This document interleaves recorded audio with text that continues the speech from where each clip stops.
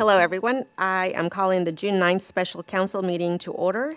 The public and media were duly notified. Please let the record show that all members of council are present except for Mayor Gray, who is out of town. If everyone could please rise for the Pledge of Allegiance, followed by a moment of silence. I pledge allegiance to the flag of the United States of America and to the republic for which it stands, one nation, under God, indivisible, with liberty and justice for all.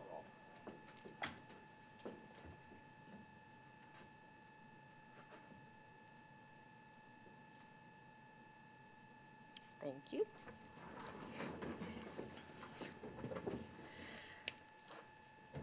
The first item on our agenda tonight is an executive session for legal advice as it relates to litigation matters. And could I have a motion, please? Mayor Pro Tem and members of council, a motion to enter into executive session to obtain legal advice as it relates to litigation matters. Second. All right. I now call that we are in executive session. Oh, sorry. See? I knew I was going to miss something. Could I have a vote, please? Aye. Aye. Aye. Okay, now we're in executive session.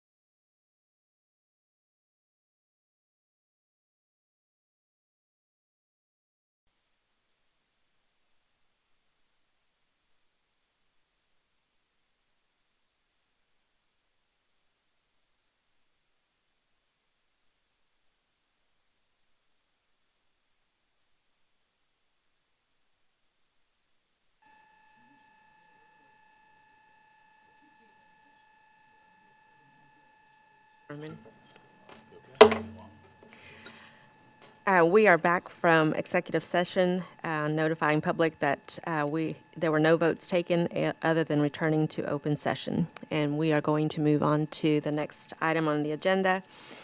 The next item on the agenda is item 2A, consideration of entering into a contract with Harper for wastewater treatment plant upgrades funded with ARPA funds and a grant from the Rural Infrastructure Authority. In June of 2024, council selected Harper Construction as the construction manager at risk, the CMAR. Since then, city staff have been working with Harper to develop an agreement for the proposed upgrades. This item is before council to consider the agreement, which is contingent upon RIA's approval prior to the project beginning.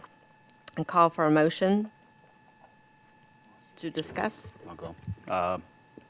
I'd like to make a motion to approve the contracts with Harper Construction contingent upon the approval of the contracts with the Rural Infrastructure Authority and authorize the city manager to execute all necessary documents and grant authorization to the city manager and city attorney to make minor revisions as may be necessary that do not materially impact the cost or scope of work. And a second? Second. And is there any discussion?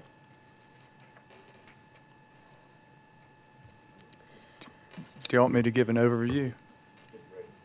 Okay. Yes. You've got a lot of documents before you. It's Indeed. incredibly thick. That was quite a weekend read.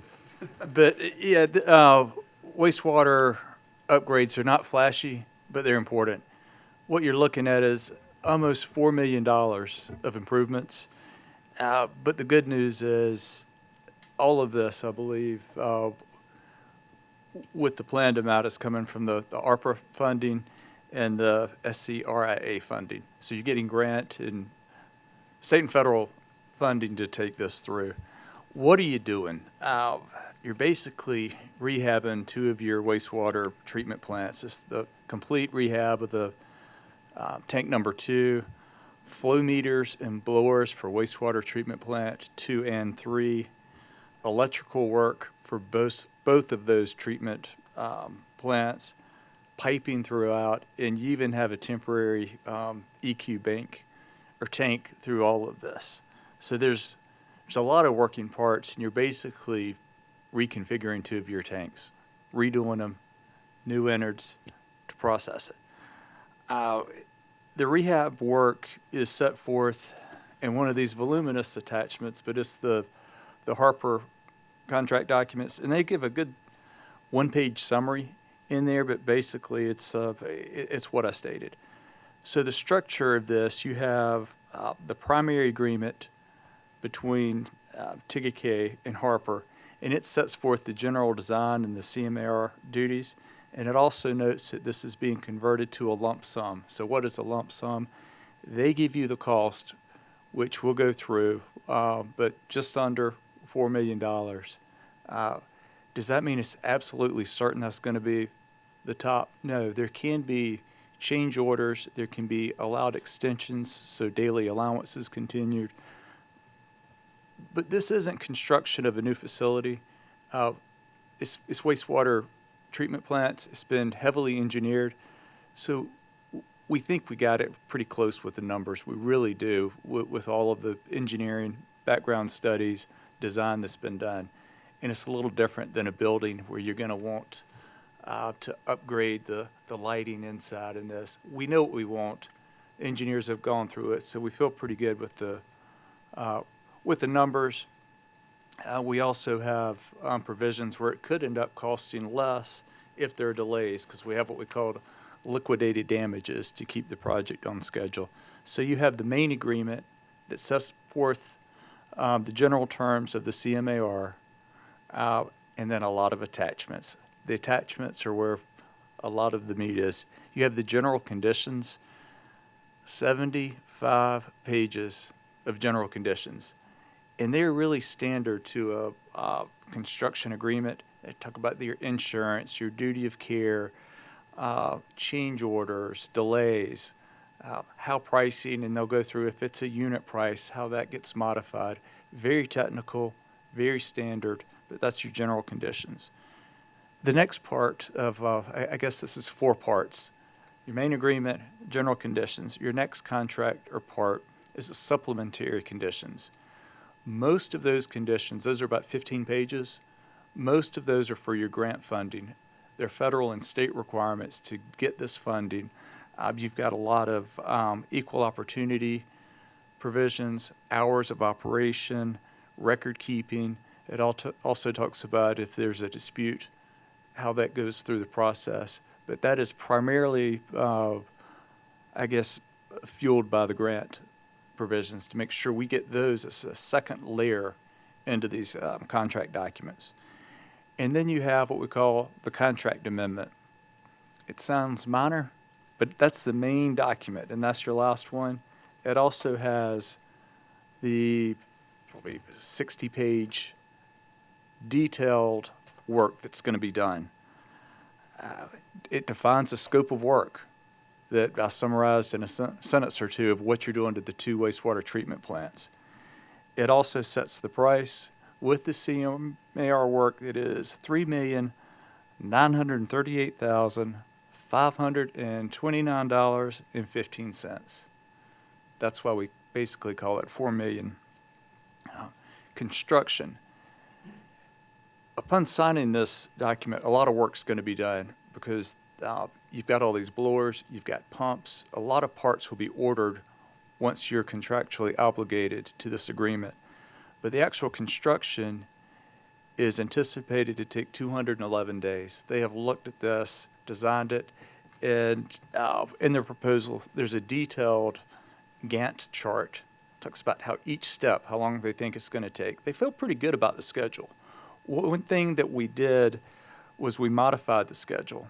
It was going to start a little bit earlier in October, but with all the ordering and with this getting approved, we're going to move the start date for construction to mid-January.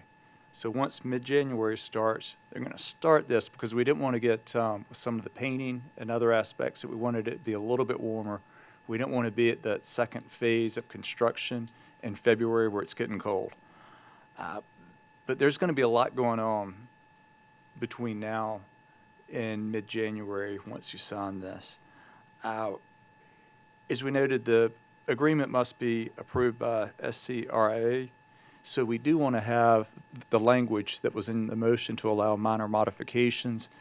And that's also important because we're 99.9% good with these documents, but we're going to have minor tweaks between now and probably 2 weeks with execution.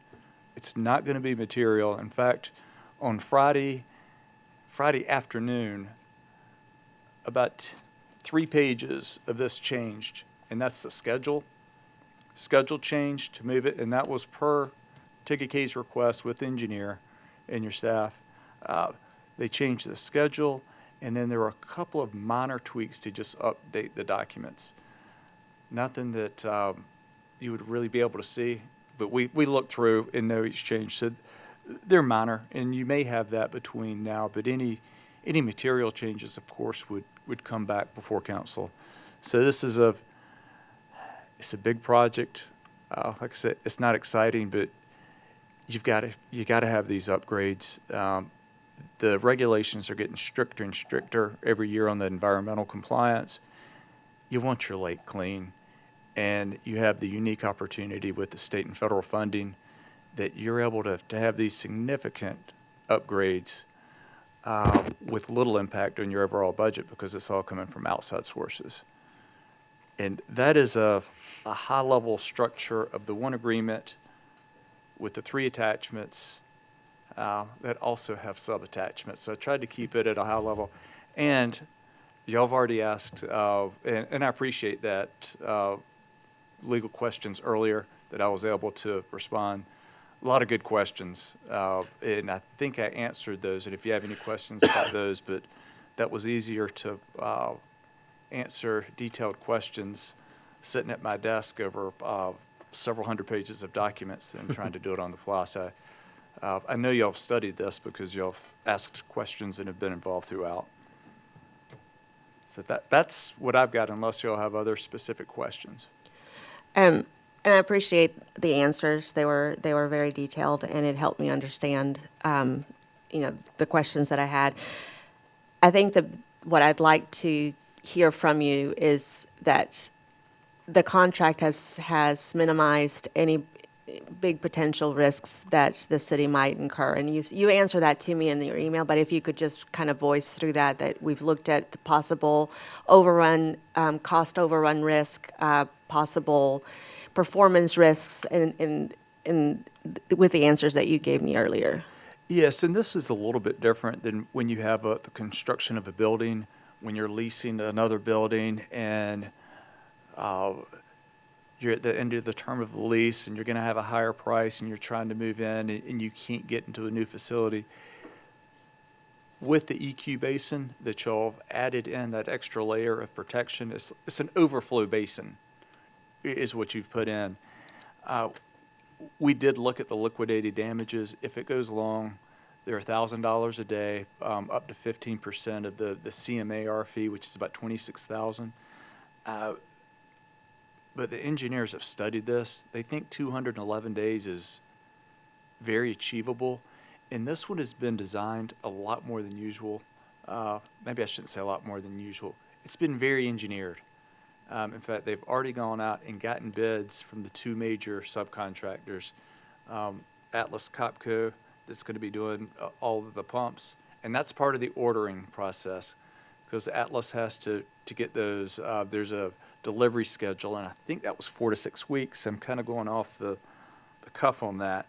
But you've got other contractors that have already submitted proposals. They already know the work. They already know the scope, because we have such engineered plans. The electrical plans just got revised recently, so they have the electrical plans all the way through. They've got the design plans. They know what the flow meters are going to look like. They have way too detailed of plans. It's significant. A lot of work has gone in. So this is so designed.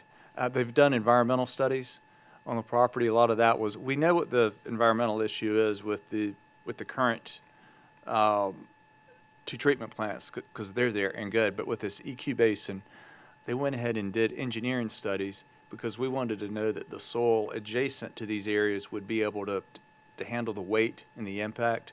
without having to have the extensive cost of structure, being able to put concrete in or support beams or anything else. So they've looked at this very hard, and you have to have a reason under these contract documents to have a change order. And we think we've asked for everything, and there's also a contingency of about $170,000, and that contingency can be used for cost overruns, or if money's left over, new projects. But it's already built into the 3.9 or 3.938, so I'm still calling it $4 million. It's already included. So we feel pretty good about this. Like I said, it's different than when you're constructing a building and you get through and you're like, well, we really need to upfit the electrical because we think we're also going to use this as a conference room and we want the new technology. We need this. Here, we know what we want. We know what we need. And everything's already included in there from a design standpoint. Chaplain, couple comments and questions. First of all, to council, very good questions that were posed in the information and very good answers, very well thought out and informative answers. Chaplain, thank you. So 2 questions that I have specifically. When does the 211 days begin? The parties mutually agree. That's a great question because it's kind of hard to find. Yeah, in is that here. January or is that now? It is January, Okay. but prior to that, and it's in First Amendment number 1, we have the proposed schedule in Exhibit B, but both parties sign a notice to proceed and confirm the date. So if we get to... So we'll fire the starting pistol at the same time then? Right. Yeah. And if we see... We don't anticipate delays because we already have a lot of these subcontracts ready to be executed. But if something happens in December and we see there are delays, then TIGA is not going to say, well, let's sign the notice to proceed. We're going to wait a little bit. We think we're far enough along and have everything lined up that it will be, and I think it's either January 15th or 16th. We think it will be that, but there are protections in there where TIGA doesn't have to pull the trigger if the engineers see that there's a problem with something. Okay. Question number 2 for me, and I'm probably good, but the 3.94 million for the purpose of those that are here and watching at home, is that all grant money or is that part of the city budget?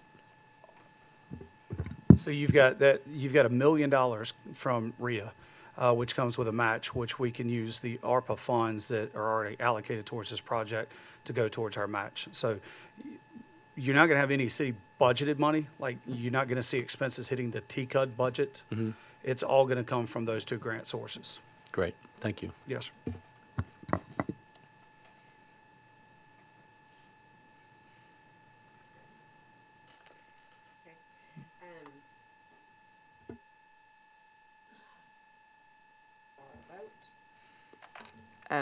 All those in favor? Aye. Motion passes unanimously.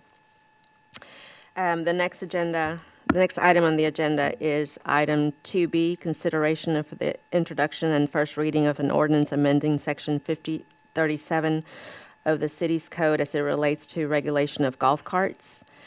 On May 22nd, 2025, Governor McMaster signed Bill 3292 into law, amending the legislation governing the registration and operation of golf carts. This amendment grants municipal governments the authority to enact their own regulations, allowing golf carts to operate at night, provided the carts are equipped with functioning headlights and taillights and are used only on the roads with a speed limit of 35 miles per hour or less. This ordinance is being brought before council to align city's code with state law and to further establish local guidelines for residents wishing to operate golf carts after dark. I would like a motion. Madam Mayor Pro Temp and members of council, before we take a motion, may I make a suggestion to add to the agenda to allow members of public the opportunity to address council? Is that okay? Everybody's okay with I don't that? think you need to amend the agenda. I think y'all could just allow We that. could just welcome If that? there are members of public that would like to speak on this, please. I would do your motion and second first. Okay. Open it for discussion, and then you can ask if there are public comments. Okay. I will call for a motion. And with that, you have an ordinance without a time Right. perimeter. And I didn't know if you wanted to include that in your motion. You could amend your motion. You could do that either way, but that should be discussed. So you can either propose a time, or you can, if you want to have a time, you can amend the motion. Okay. Uh, I'll make a motion. Or, absolutely. I'd Yeah, like to make which a is motion. easy. Mayor Pro Tem and members of council, I'd like to make a motion to approve consideration of the introduction and first reading of an ordinance amending Section 50-37 of the city's code as it relates to the regulation of golf carts on public highways with no restriction for time of operation. Second. Okay, have a motion and a second. Open it up for discussions, inviting anyone from the public that would like to make a comment. Go ahead. Not sure who you are, so please state your name and address. Thank you. I still don't know how to use this after all that time.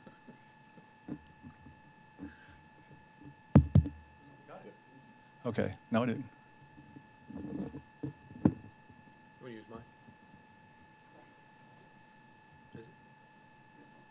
Hello, hello? Yep. It's live. This is funny, from this end, it seems like it's much farther away. So everybody used to be able to reach over and slap me. Anyway, this is something that's kind of near and dear to my heart. I've worked on this for 10 years. It's hard to believe. I don't know how I got to be involved with golf carts. I didn't know a thing about it until I moved to TK, but after a while you get kind of, everybody wanted to know about golf carts. But to take you back on when this all started, 10 years ago, when Ralph Norman was a state representative, Linda Stevenson asked him about making it where we could drive golf carts at night. And Representative Norman made a bill, and it got nowhere. Didn't get a committee or anything. And he did that 2 years, I think 2 sessions in a row. And then when I became mayor and Bruce Bryant took over, and he and Wes Clymer had lunch with me up here, and they introduced a bill, and I got called by the Senate committee, and I'd spoken for the Senate committee, and it got nowhere. So when I got elected to the State House, I pulled the old bills and I started looking, why isn't this thing passing? And just so happened I was sitting next to Ray Felder back then, and she said, because not everybody wants golf carts in their town. She said, if you made it where just the cities and the municipalities can decide for themselves, it would pass. I'm like, well, why didn't we think of that the last 8 years? So I wrote the bill like that, and it never made it to, it got assigned to committee, but it never made it to committee. So the following year, I changed it to my committee. Passed right through with no objections. Took it to the floor. It passed with 1 no vote, Ray Felder. And then it went over to the Senate, and it just ran out of time. It was just there wasn't enough time left. So I retired, I left. It got reintroduced with a new bill number, and it went through. Because it had passed the House last time, it flew right through. Went to the Senate, flew right through. And it went to the governor. He had no problem signing it. So with that, we finally, after 10 years, we got an opportunity to allow the people of South Carolina to drive responsible at night, if you so choose to do that. And with that, if you will give me a little leeway here, I would like to make a motion amending Section 50-37 of the city's code as it relates to the regulation of golf carts, and allow TK to be the first city municipality in the state of South Carolina to allow golf carts at night. Thank you. Thank you, Mayor. Thank you for allowing that. Is there further discussion? I want to thank former Mayor O'Neill for his hard work on that. I know we talked about it years ago, and finally here. I know myself, I'm excited. I want to also thank Chief Crosby, who took time to speak to us individually about the golf carts and adding the language from the states in our ordinance so everyone's aware of it. And if you're not aware, when the state law passed, children under 12 now have to be in seatbelts or restraining devices. Like, car seats currently.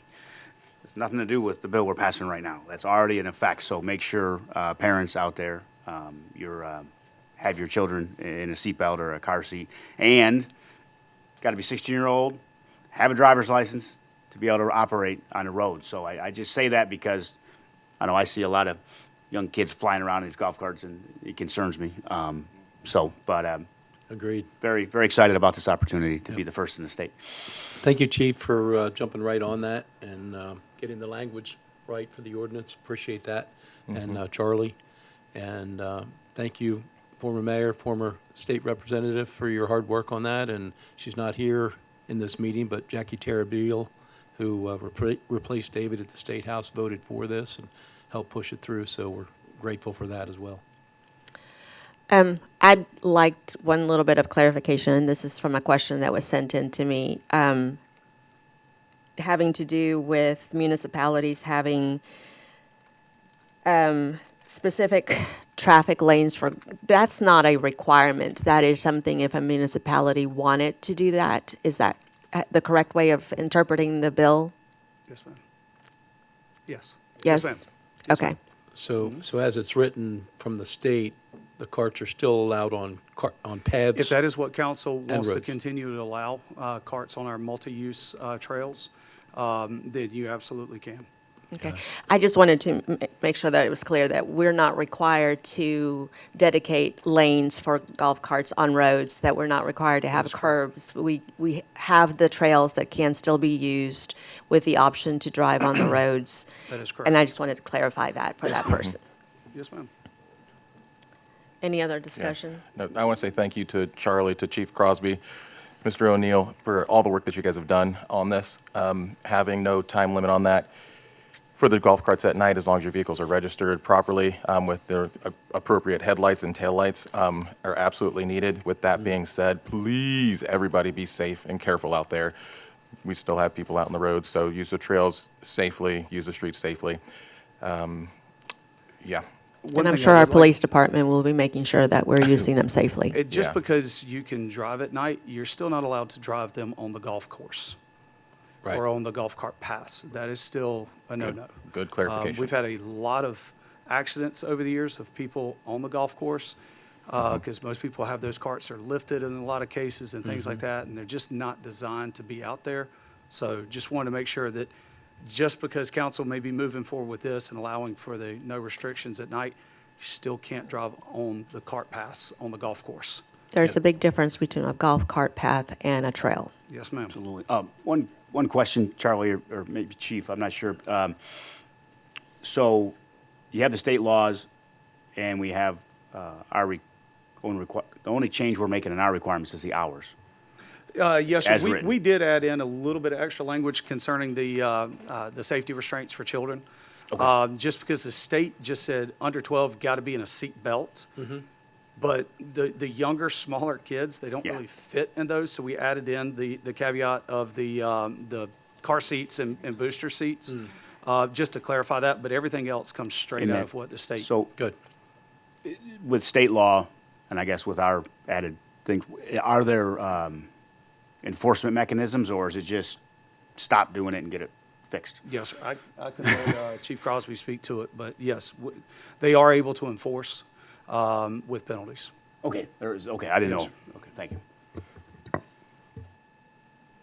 Okay. If there is no further discussion, I will call for a vote. All those with an aye vote. Aye. Yes. In favor? Passes unanimously. Yay. All right. Going on to the next item on the agenda is for item 2C, consideration of the introduction and first reading of an ordinance amending the fiscal year 24-25 budgets as it relates to the Parks and Recreation fee schedule. This item is to consider the first reading of an ordinance which would amend the non-resident fees to a recreation program. This amendment is a result of the countywide 1.5 mil increase from the county and the reduction of funding from the city receives from the county for recreation. I will call. If I can, just real quick before you do that, apologies for this. The county has removed the 1.5 countywide I was mill going to say that. to a certain extent, but we can get into that, the nuances of that during the discussion. Okay. So I will call for a motion. Mayor Pro Tem and members of council, motion to approve the introduction and first reading of an ordinance amending the fiscal year 2024-2025 budgets as it relates to the Parks and Recreation fee schedule. Second. All right, discussion. Discussion. We're going to talk about that. Could you explain that part, Yeah. Charlie? Yeah, so when this all began, and I'm going to get Dustin to come up here in just a few minutes and walk you through the next 3 slides that we've got pertaining to this. When this all began, the county had done first and second reads, or excuse me, had done first read on eliminating the recreation special tax district, which basically is comprised of all the unincorporated properties within York County. That's how they have funded back to the cities to help offset the expense of recreation. They were also going to do a $1.5 million countywide tax to help fund their parks. They have since, through an amendment at their second read, and they've now completed their final read of both their budget as well as eliminating the rec tax district. They made cuts in other parts of their budget to basically eliminate the need for the 1.5 mils. Now, as part of that amendment, they also voted to increase the value of a mill. That's not a vote. You can't affect your millage specifically that way, if you will. As everybody's aware, this is a reassessment year. And once you've gone through the reassessments, you then look to have to roll back your millage, so to speak. We're going to be in those conversations next month as it relates to the city's millage. They're just not rolling it back by $17,500. They're rolling it back and stopping at that point. So you're going to see it. You're going to see an increase in your taxes. You're going to see an increase even as a resident because of the reassessments, and what they're doing. So they're still funding their parks. During their third and final read, they threw something new out because it had been discussed as a $75 stipend coming back to the cities. And if you don't do programming, then they'll provide you with some capital funding. They've tweaked that a little bit. We're still trying to get some answers on the capital side of things, but they've moved the stipend from $75 to $100 per registration. So per youth sport registration, I should say. So if little Johnny signs up for baseball in the spring and football in the fall, each one of those counts as a registration. So it would be $200 coming back for each one of those registrations, as it has been explained thus far by the county. Dustin and I are meeting with county staff. Unfortunately, it's not going to be until June 20th. That's when they were available, at least as they've indicated to us, their first availability to meet. Still trying to get answers on the capital, because during their presentation at their third reading, you could get both, and they showed all the cities, especially I'll call it your 5 largest cities that do the programming, is based on the 2024 numbers. Here's how much money you get for $100 each, and $25,000 in capital. In conversations with the county manager, it has been up to $25,000. Yeah. So it's his attempt to try to get us as close to where we were, right? If you look at what we've received, our average over the last 3 years has been about $208,000 and change. It bumped pretty significantly, I would say, this year because they changed how they wanted to do the formula on the distribution of it. And it was basically centered around the amount of unincorporated York County residents living within your school district boundaries, right? So the county is divided up into 4 districts, by the schools. And that's how we've always split up the money, is based on what you've got inside that school district boundary. It was never tied to the kids, and even more recently, it wasn't really tied to youth, but that's the way they want to do it right now. I have gotten the question answered that they are not going to consider adult sport, adult recreation, as of right now. So they're still in conversations with primarily City of Rock Hill about seniors, senior programming and therapeutic, which is your special needs programming. Rock Hill does a lot of both of those, so they're having those conversations. I will tell you tonight, at least as it's been relayed to me, Town of Fort Mill and City of Rock Hill are both discussing this very topic. So I think you've got a lot of options to consider tonight, to be quite honest. One could be to go forward with the motion that you have, which for the public, that would mean as a non-resident of TKK, you would pay double the fee. And our fees range anywhere between, when we're looking at soccer fees, as low as $65 to as much as $110. Is that right, Dustin? Yes. So $110 is your highest. It gets expensive on people. It really does. Yeah, and as I think y'all have very eloquently said, we're not trying to punish our participants, but we're trying to figure out the hand that we've been dealt. Council, unfortunately, we're still trying to figure out that hand. I've had a lot of email exchanges, and just they won't answer directly, so that I can give you the information that I think that you need. But Dustin, if you can join us at the podium, I want to let Dustin drive you through these.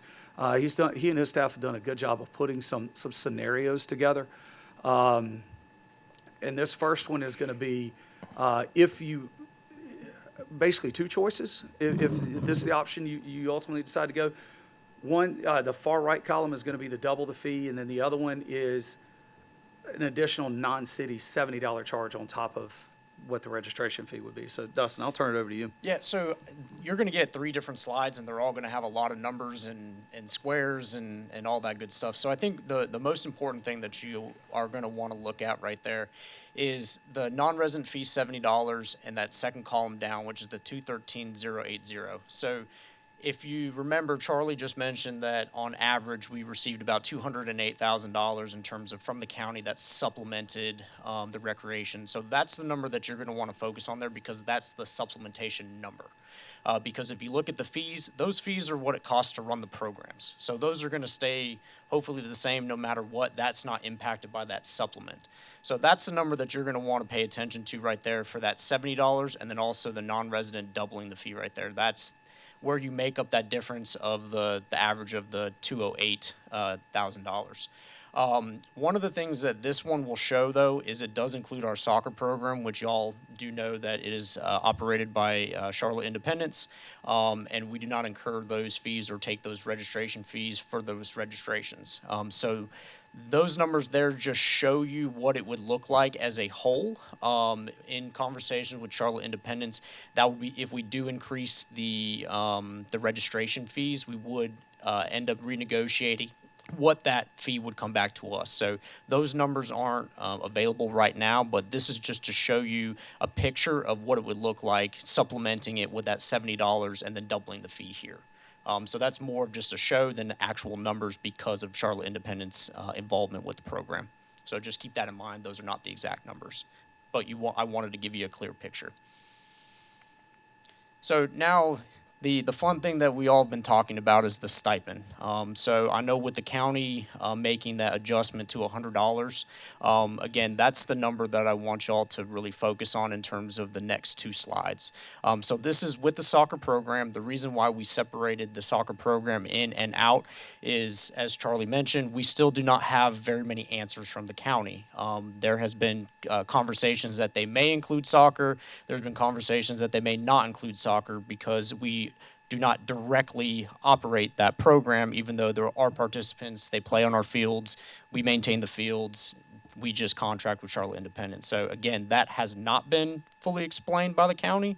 I think we've asked probably 5 times. We've asked 1 or 2 times to speak with the assistant county manager, and he hasn't responded yet. So again, this is just based on the assumption that we're going to receive the stipend for our soccer participants. So that number there, the $152,200, that would be what the supplement would look like.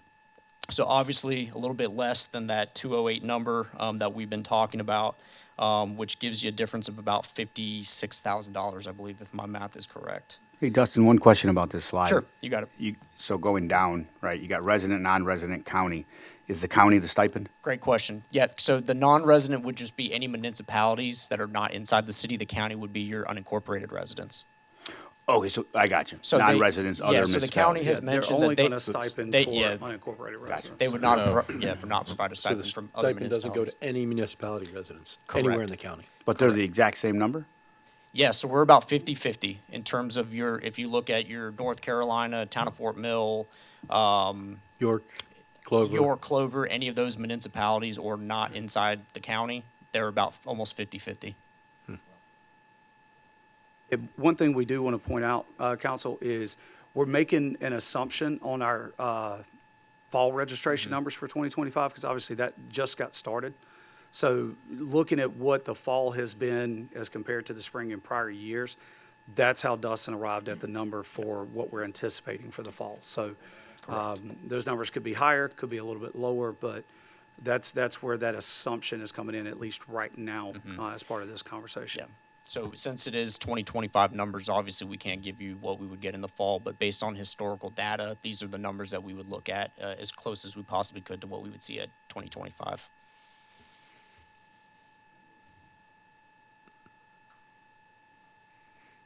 Yep, I can see it now. And so again, very similar to the previous slide, this is just showing you if we do go back, if the county does provide answers and they say we are not including soccer because you do not directly program it with one of your staff members, that would be the number that we would receive with the $100 stipend, which would be the $78,500. So that would be your supplement of the $208,000, and it would come back to the $78,500.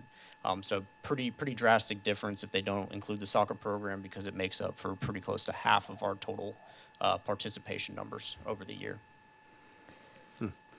Now, one thing that we've got to keep in mind, I think, and it's really specific to here, is what the town of Fort Mill is going to ultimately do. We've heard may double the fee, or we may just take the stipend and go. The county has directly told us that if we're taking the stipend, we can't have different fees for in-city and out-of-city. Correct. Has to be the same fee the way it has been since 2005, 2006. So that's a caveat that the county has definitely told us that, no, if we're giving you a stipend, everybody pays the same fee. We can set the fees whatever we want, but we can't have a difference between a resident and a non-resident fee. If we take the stipend. Correct. If we don't take the stipend, obviously we can do what we want to. That puts us at a and deficit. we're not messing with the county at all, and we can just, off we go. So what Fort Mill ultimately ends up deciding, I think has the potential to definitely impact us. We've got approximately 200 kids a season that come out of the Masons Bend neighborhood, right? That is town of Fort Mill. So there is no stipend at all that's going to come from those kids. But if we double the fees and Fort Mill doesn't, okay, those kids, I'm not going to say they're all going to leave, but there's a good chance that a good portion of those kids say, well, I'm just going to go pay the 95 or the 75, whatever it is in town of Fort Mill and be done. Which, okay, 200 kids a season gives us a little bit of room, but it's also approximately 15 coaches that we also lose that come out of there. And coaches are hard to find, believe it or not. Dustin and his staff do a great job, but it's something we have to search for every single season. We could, if you've got a lot of folks, a lot of our participants come out of Baxter, come out of Waterstone, you could end up having the same thing. Hey, I can go to Fort Mill, pay less if they decide not to adjust their fees and take the stipend. So I hate bringing anything before y'all where it's still kind of more questions than answers. But unfortunately, that's where we still are, at least right now. Fort Mill and Rock Hill have both committed to reaching out to me first thing in the morning. Let me know how their conversations went tonight. So I think you've got a couple of options. One, you could choose from any of these. You could choose from what you got, the double the fee. You could amend if you want to go with either a $70 fee or keep the fees the same and do the stipend, or you just table it and do potentially do first read next Monday. Dustin would be remiss if I didn't tell you, we're supposed to start, everybody gets to register July 1. Right now, it's resident only. So, TKK residents can still register, starting July, in July, but everybody else now, that window opens for them as well. So, When does the sport start? in August? Yeah, so we end registration the first Saturday in August, and we start our evaluations the following week. Games get started about second week of September. So Charlie, in the discussions that the county has had, and I know they went from randomly from $75 to $100, but there's nothing specific in the budget that they've passed that says this is what we're putting aside for That is this correct. specific purpose. It's just some random number that they've said we may or may not have this as I'm gonna couch this my response with, this is an assumption, and this is my assumption from an outsider looking in. There is a line item in their budget called Park Administration that's about $3.5 to $3.9 million, somewhere right in that range. I have previously been told by the county manager that they needed 2.1 million, 2.2 million to achieve their goals for this coming year for their parks department. My guess is that's where the $100 came from, because they looked at 2024 numbers from everybody, did their mapping, and said, okay, well, it's this many participants. The flaw to that is Rock Hill hasn't provided them all the addresses yet. I know that in talking to their Parks and Recreation director. I know that in our haste to get them the addresses, we missed 500? Yeah, about 400 About addresses. 400 addresses that hasn't gone to them yet. Now, again, this was for 2024, right? And that's what they're making their assumptions off of. So my guess is they've got that balance in that one line item that, okay, here's what we can afford to spend out. According to at least one county council member's post, and I haven't seen anything that's contradicted that coming back from county staff, your smaller municipalities that don't do programming, I think they're going to fund them at about $25,000 per to go towards, quote unquote, as they're calling it, capital. I have no idea at this point what is going to be required to get that quote, that capital money. Generally, if it's a grant type thing, you've got to submit a project.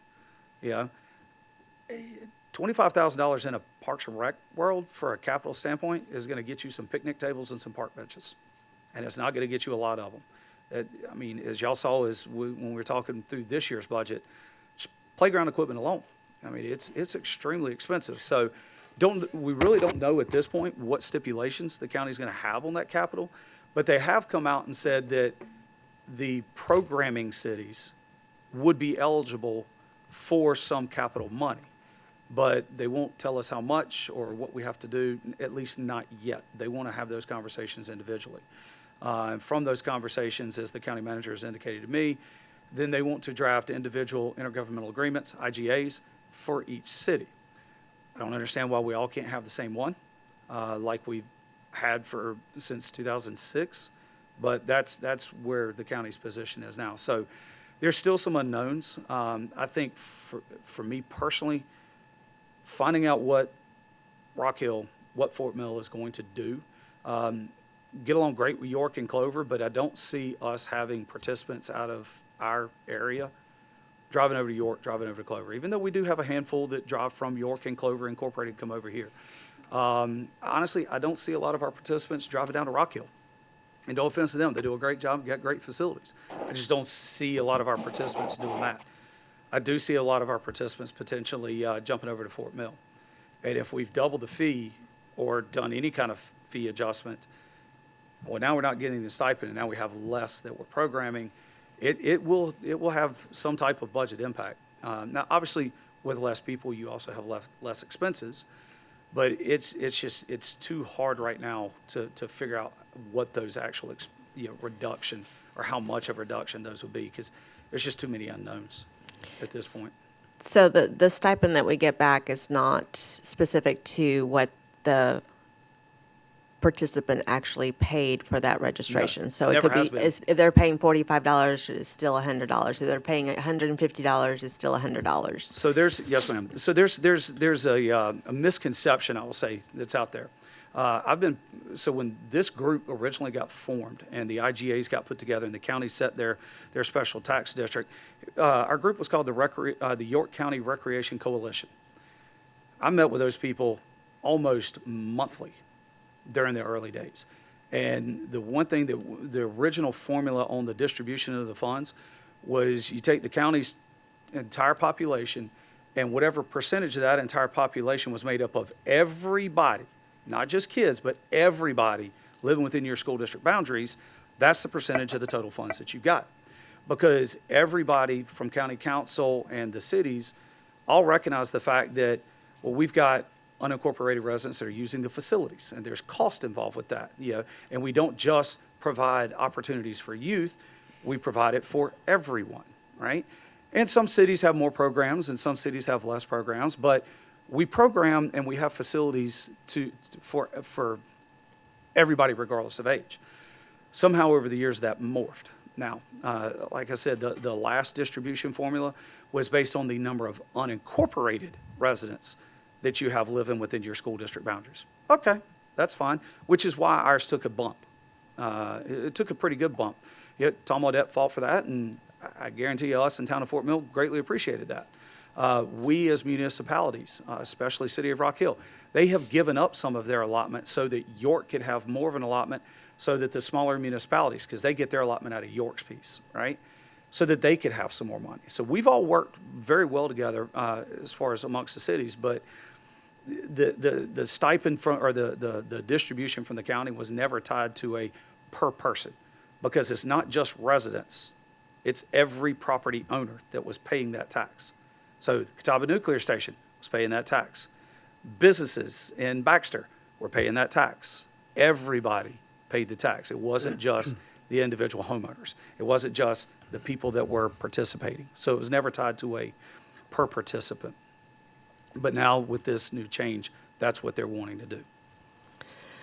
So if we're looking at it from a per participant, and I think to boil it down, our choices are we either participate in the stipend from the county, which we don't know what.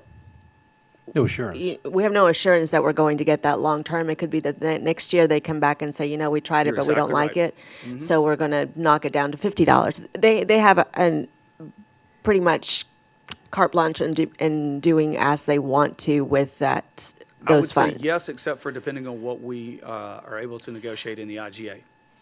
Okay. So if we're doing an agreement with the county, if the county says, oh, it's just for one year, I don't know that it's worth it for us. And honestly, I would dare say that it's probably not worth it to any of the other cities to have to guess from year to year to year. Now, if they come to us and say, hey, all right, let's make this a 5-year deal, to a certain extent, if they don't budget the monies, then they would be in breach potentially, right, of that agreement. Now, don't know what that agreement's going to look like.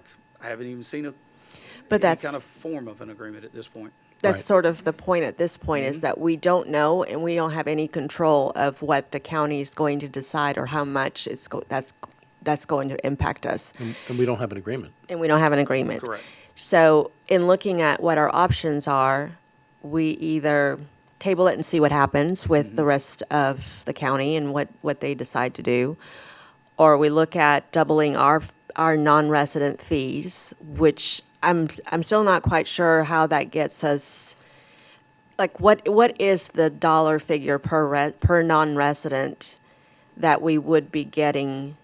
And I know that it changes depending on the sport, right? Your average registration is about $90 a person. Okay, so if the average registration is $90 and we were getting $100 back on top of that, correct?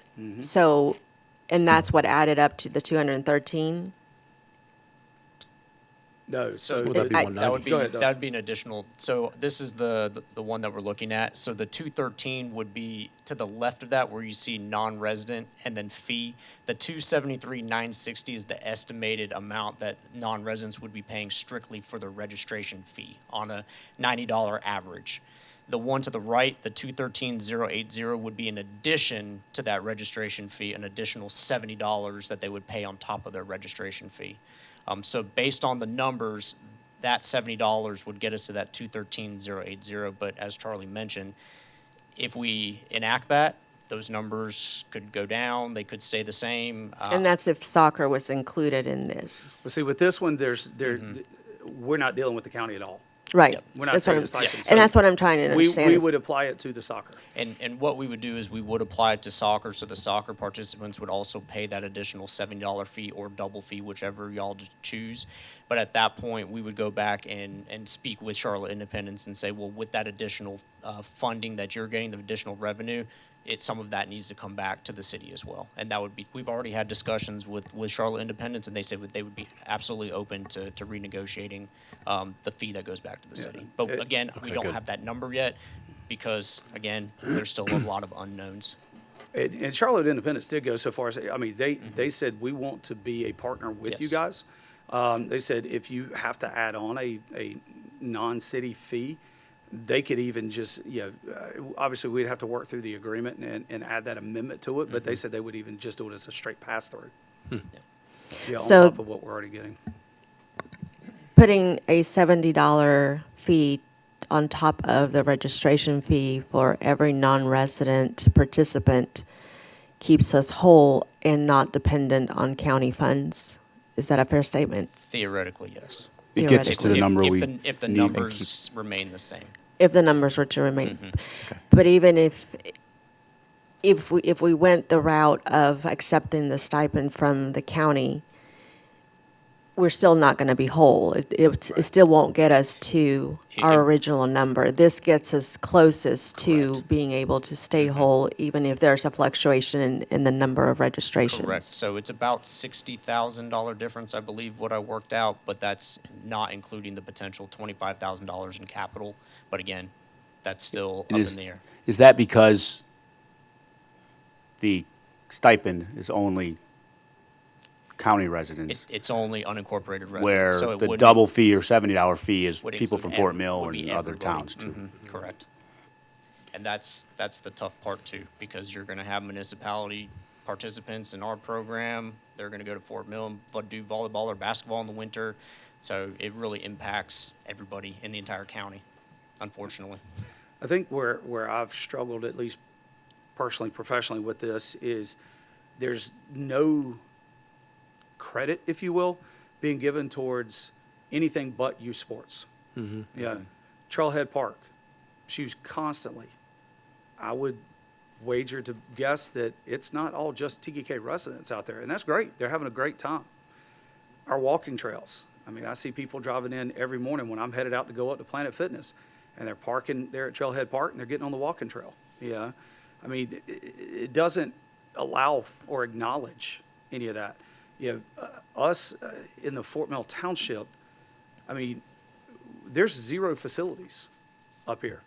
0 York County facilities.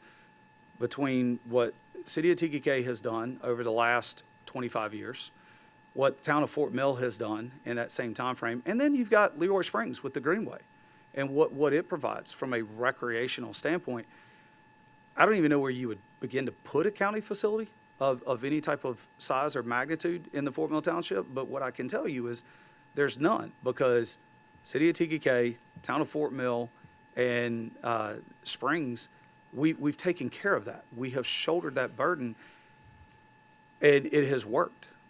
So it is going to be less when you tie it to a per participant, and you only cap that as only youth participants. We've got 10 teams in our men's softball. Typically average 10. Yeah, or and so. then we've got About probably, 8 teams. women's teams, and then, Lord knows how many kickball teams. I think we're at 18 now. Yeah, now, Some people retired. Yeah. so, there's no acknowledgement over the fact that, we don't collect adult addresses. They sign up as teams, and that's commonplace. Now, we can start collecting it, but at this point, if the county's not going to acknowledge that, oh, no, you don't get a stipend for adults, they haven't explained the rationale why. Right. Yeah, I have heard statements from county council members that this was always set up to be youth. Well, if you look at the ordinance that they just sunsetted, if you will, nowhere in that entire document does it say youth. Nowhere. It was never intended, never about youth. It I was think- all about recreation in the cities shouldering that burden. I think the frustrating part for me and for my fellow council members as we've discussed this and for you, what you're going through, Dustin, and is the county has encouraged recreation at the municipal level and have subsidized it. And the municipalities have done a remarkable job, and TKK has been a leader in that. And for that to completely change and be put in a position where how they've helped us fund that goes away, we have to make a change. Either we have to reduce the programs and the services that are available, or we have to find a way to offset the funds.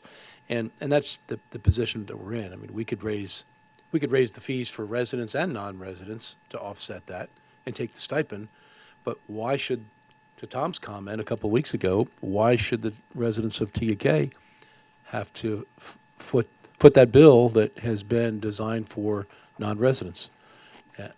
So we certainly are a city that welcomes outsiders. We welcome other municipalities and non-incorporated areas, and they're great participants, and great coaches come from those areas, and we hope that will continue. I'm wondering if there's any forecasting that's been done, or how nimble we are, how nimble we'll be able to be if we see a significant drop-off in non-resident registrations.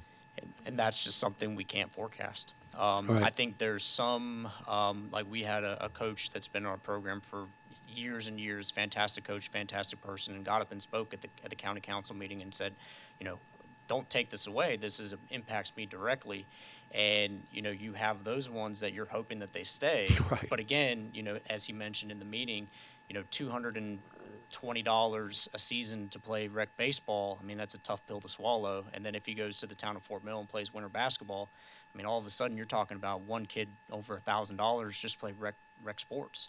And unfortunately, that's the reality of what we're discussing.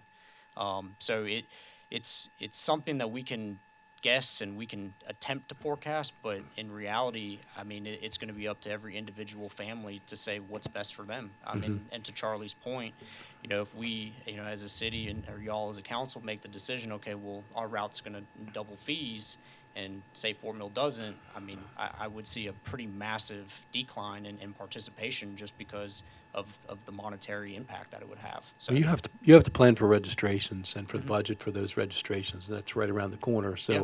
I think we, as council and as the motion and second have been presented tonight, I think we move forward with the plan. And if the county provides further clarification or further definition of what they're willing to do and how they're willing to do it, I think as a body, we probably need to be nimble enough to make adjustments. And Charlie will laugh about this too, but I told him with us being so close to that July 1, if y'all are flexible enough, I'd be happy to do as many special council meetings as you need at the very end to make sure we make the right decision and we're able to do it on July And 1. So that's that's definitely a possibility, That's my because it commitment to seems like a y'all. moving Yeah. target, because we don't know exactly what's going to go on. You're right. So doing this gives us control of what's happening, or potential control of what's happening with the budget, but not knowing what the county's going to do. I feel like we Scott's do point. need a path forward, and we can redirect if we need to. This, like you said, is not in effect until July. What did you July say? 1 is when we start. July 1st is the open the registration. open registration, and it does give us some time to see what Fort Mill and Rock Hill might do if we had to reconsider it.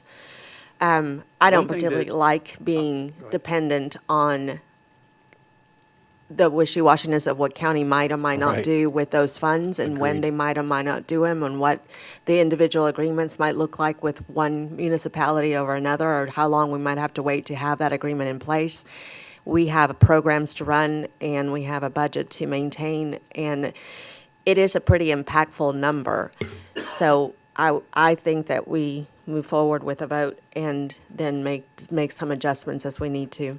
If I can, just, so there is a possibility that Fort Mill will do nothing, and may have this conversation or more in-depth conversation as part of their budget process.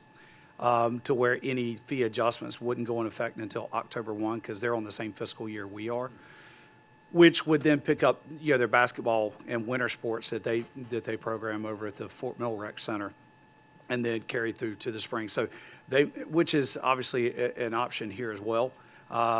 It just means we're missing out on the fall, because we only do fall and spring. We don't have winter athletics. One thing that, Dustin and I worked through some numbers this afternoon to put these in front of you. One thing that really caught my eye, even though we did put into the packet the double the fees, the $70 does get us there. Now, for our younger age groups, it's a little bit more than double, because you've got $65 in soccer and you've got 75. 75. Soccer's at Soccer's at 65. Yeah. So it could be double for those, but then when you've got those older age groups, your U10s, U12s, and things like that, it's a little less than double. So it's not as impactful for them financially. If council wants to consider that, it does get us where we need to be. But again, that's going to all these numbers are going to depend on who signs up where. How does that compare to the stipend? So here we got 690 is the total. What's the, Let's see, that's the one. so about 100 grand? Yes, sir. That's with soccer. That is correct. Okay, I just wanted to see the difference. Yeah, if for whatever reason, I've explained it to the assistant county manager that we contracted with independents to run our soccer programs versus hiring staff. For whatever reason, they were thinking at the time that this was all travel soccer and it was a bunch of kids out of Charlotte. No, these are the same kids that we've been programming soccer for. So don't know where they're going to land on it. We've, as Dustin mentioned, we've tried to have calls with them. We've asked them to let us know when you want us to call us, because it really is just us and Rock Hill that are using independence right now to try to have that conversation. It looks like we're going to have that conversation on the 20th. One procedural question. If we were to vote on this tonight and pick the 70 or the $100 and vote on it, and then we find out something changed, what's the procedure to go back and do a first read? How do we get back? How do we unwind that? So Can we make an amendment on the second read? yeah, you would just amend. Amend the second read? Okay. You can amend it at second read? Don't have to read the first read? We don't have to go back to first read. I know the county does crazy stuff. They do stuff The in county third does. reads, but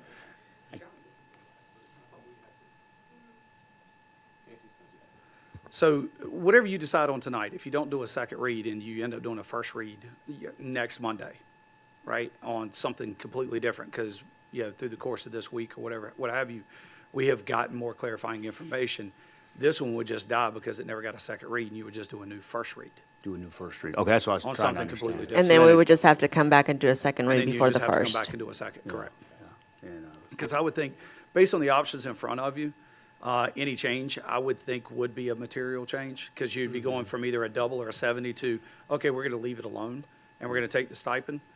Because ultimately, I think that's what we're looking at when it gets down to it. If we could do a new first read, we're gonna have to do another second read before the, Right. Yeah, Probably July which would be first. another And that special was my council meeting or caveat, something. as long as we're able or we to get delay there. July Right. 1st to July 10th. I mean, it's a week. yeah, no. They still got to sign up. You A see week that is a long face? time in my world, Councilman Nyson. The good thing is from right now, I think we've got, 3 weeks before Yeah. got some time. that July 1 date hits. So there is time. But that window's getting, closer and closer Yeah. to closing. I'd recommend And we I just wanted to vote throw on out there real first read quickly tonight. that I want to thank Councilman Audette, Councilman Watts Huckabee for fighting for the current system that just got sunsetted. And Watts Huckabee said it best, and I don't think people, obviously the rest of county council doesn't understand this, and I'm talking directly to them. They're the customer. We provide the service. They're our customer, but they're going to dictate to us what they're going to pay us, which is insane to me. And then second, now that they've gotten rid of this 1.5 millage on the unincorporated residents, we are now supplementing them. So not only do we pay city taxes in order to fund the fields, fund the programs, we pay county taxes, and then the county takes some of that money and just gives it to supplement people that don't pay taxes here. And it irks me in that I feel like the municipal residents went above and beyond to build all these beautiful facilities, provide these services, and now we're getting double taxed, basically, to provide services to someone who don't even live here. So I just wanted to make sure I got that on the record, because I've had numerous conversations with people at the county council, and they can't understand that fact that our residents are getting double taxed to provide a service to somebody else. I think tying it to the unincorporated residents, to an extent, made sense when they had the rec tax district, the funding mechanism. Now the funding mechanism is literally every property owner in the entire county. We're already paying taxes locally. It is nothing against the residents, as I said weeks ago. I love all the residents of York County. I want them all here. I want them to be able to play sports. It's just what we had worked, and now we have no idea. And I think it's also difficult to follow the fact, oh, we're going to increase 1.5. There's a lot of pushback. Okay, no, we're not going to increase 1.5, but we're going to increase the value of a mill. That means that your property value is going to increase the value of the mill. You're still going to be taxed higher. It's just the wordplay in that, to me, is very confounding. That the expectation would be, oh, thanks for not increasing our taxes. There's knowledge behind that, right? People are still going to have to pay more. They're just not calling it that. That's right. And that to me is slightly disingenuous to the population. And for all that, it makes me very leery of being so dependent on what the county will decide to do going forward at any given time with funds that only they control, and they can change at any point with very little input from anyone else. I like being very independent, and I like that we have an incredible program that you guys have put together. That is what people come here for. Yes, there's an opportunity that we might lose out on that, especially if the other municipalities don't charge more. But we're not Fort Mill. We don't have that type of tax base. We don't have that industry to supplement us. We are TGK. We are very much at a fixed income, and we can't afford to just randomly say, okay, well, we're just going to do without $200,000 a year. There is a difference. We're not this huge municipality that has that tax base. So we have to make decisions based on what is best for our municipality. And while we love to be able to provide all those services, and our Parks and Rec has grown an incredible reputation, we can't just keep providing that and eat that, that what the county council is choosing not to continue to contribute to. That's my 2 cents.